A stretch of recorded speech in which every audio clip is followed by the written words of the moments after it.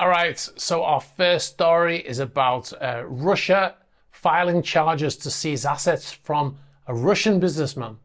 So the Russian authorities are taking Russian businessman Andrei Melnichenko to court after filing a lawsuit against him.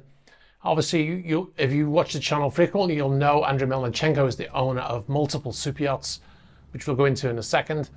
But they're attempting to seize one of his companies that is part of his metals and mining empire. Now, Forbes listed Melnichenko as Russia's richest man, his net worth being around $25 billion with a B, billion. This lawsuit is an attempt to nationalize the company, claiming its purchase 5 years ago was corrupt. Now, the purchase of the company Sebeco, which operates thermal power plants in Siberia, was in 2018 by Melnichenko. He purchased the company from a chap called Mikhail Abazov, and at the time he was a government minister. Now, just a few months after the purchase, Abazov was arrested and accused of embezzlement and fraud. His assets were seized by the Russian state and he was put in prison, where he remains to this day. Now, the Financial Times say that this is part of a Kremlin campaign for wealthy Russians to bring their wealth back to Russia, rewarding the ones who support the war whilst attacking the ones who voice any criticism, such as Melnichenko, who described the war as tragic. Whilst others have had opportunities to purchase assets owned by overseas companies that have been seized by the Russian government. Oleg Deripaska, he had a hotel in Sochi, a complex. He had that seized from him by the Russian state after being critical about the war in Ukraine. Contrary to what the Financial Times says, if anything, I think this is, it seems to be a cautionary tale of what not to do.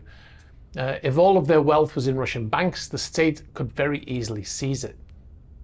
The state prosecutors aim to do just that with Mr. Melnichenko's company, Sebeco, in Russia. So the state prosecutors say that they have uncovered corrupt collusion between Melnichenko and Abazov in the 2018 sale of the company. Now, Mr. Melnichenko has based himself in the United Arab Emirates since the Russian invasion of Ukraine. He was sanctioned by the EU soon after the war started, even though he's lived in Europe for many years. His $500 million sailing yacht, simply named A, was arrested in Trieste by the Italian government and is currently under their control. And his motor yacht, also named simply A, has been in Dubai pretty much since switching off at AIS in the Maldives last year. If you follow the channel, you'll know that we occasionally do updates on Motor Yacht A, showing the location of the vessel and the fact that they have not been flying a flag for a long time because they've had no flag state. We're going to go into that a little bit more in a second.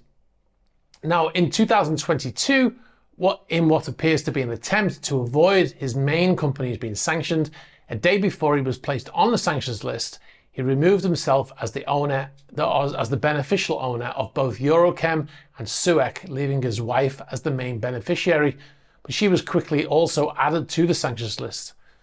Now, the court case for the seizure of this other company, Sebeco, is due to start in September.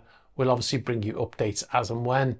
Hi, thanks very much for watching this video. You've been watching a SuperYacht News clip. If you'd like to see the full unedited SuperYacht News video, you can click on the link over here. You can also find our channel links below here.